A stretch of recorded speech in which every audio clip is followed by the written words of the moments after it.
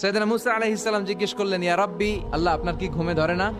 আল্লাহ বললেন, কোনো কথা বলা যাবে না, দুইটা গ্লাসের ভেতরে পানি নাও, পানি ভর্তি গ্লাস নিয়ে তুর পাহাড়ের উপরে দাঁড়াও। সাইয়েদনা মুসা আলাইহিস সালাম দাঁড়ালেন। আল্লাহরে আবার জিজ্ঞেস করলেন, আল্লাহ আমি জিজ্ঞেস করলাম কি আর আপনি করতে বললেন কি? আল্লাহ বললেন, কথা বলো না, যা বলেছি তাই করো। তো মুসা আলাইহিস সালাম কিছু বলতে পারে না, পানি নিয়ে দাঁড়িয়ে রইলেন। মুসা আলাইহিস সালামকে আল্লাহ বললেন, তুমি দাঁড়িয়ে থাকো আর ঘুম রে বললেন, ঘুম তুই মুসারে ধর। ঘুম যে এবার সাইয়েদনা মুসা আলাইহিস সালামকে ধরেছে, উনি ঘুমের ধাক্কায় আর থাকতে পারে না, একবার ডানে যায় আরেকবার বায়ে যায়। ঘুমের ধাক্কায় হঠাৎ করে কাত হয়ে পড়ে যায় আর গ্লাসগুলো মাটিতে পড়ে খান খান হয়ে ভেঙে যায়। আল্লাহ ডেকে বললেন, মুসা বেশি কিছু হেফাজতের তো দায়িত্ব দেই নাই, শুধু দুইটা গ্লাস হেফাজতের দায়িত্ব দিয়েছি। ঘুমের কারণে এগুলোর হেফাজত করতে পারো নাই, ভেঙে খান খান হয়ে গিয়েছে।